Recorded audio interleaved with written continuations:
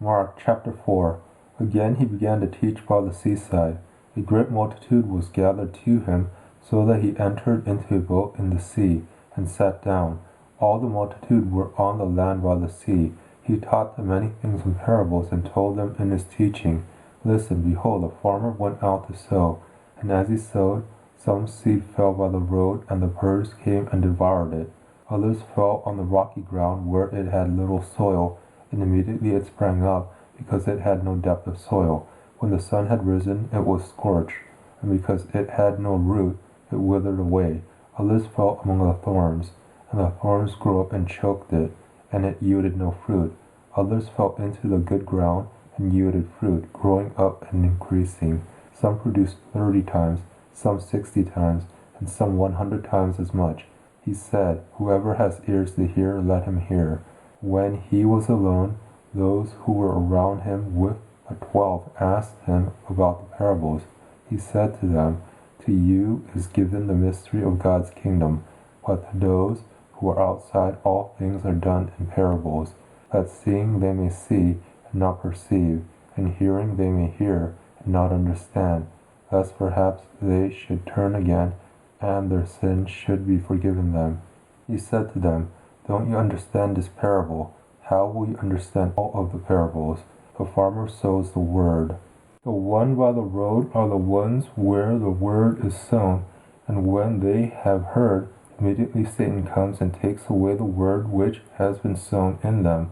These, in the same way, are those who are sown on the rocky places, who, when they have heard the word, immediately receive it with joy. They have no root in themselves, but are short-lived. When oppression or persecution arises because of the word, immediately they stumble. Others are those who are sown among the thorns. These are those who have heard the word, and the cares of this age, and the deceitfulness of riches, and the lust of other things entering in, choke the word, and it becomes unfruitful. Those which were sown on the good ground are those who hear the word and accept it, and bear fruit, some 30 times, some 60 times, and some 100 times. He said to them, Is the lamp brought to be put under a basket or under a bed? Isn't it put on a stand? For there is nothing hidden, except that it should be made known. Neither was anything made secret, but that it should come to light. If any man has ears to hear, let him hear. He said to them, Take heed what you hear. With whatever measure you measure, it will be measured to you, and more will be given to you who hear. For whoever has, to him will more be given, and he who doesn't have, even that which he has, will be taken away from him. He said, God's kingdom is as if a man should cast seed on the earth, and should sleep and rise night and day, and the seed should spring up and grow. He doesn't know how. For the earth bears fruit, first the blade, then the ear, then the full grain in the ear. But when the fruit is ripe, immediately he puts in the sickle, because the harvest has come.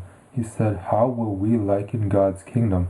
Or with what parable will we illustrate it?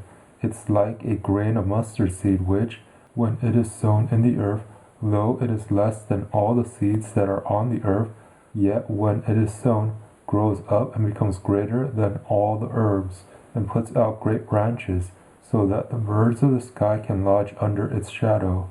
With many such parables he spoke the word to them, as they were able to hear it. Without a parable he didn't speak to them, but privately to his own disciples he explained everything.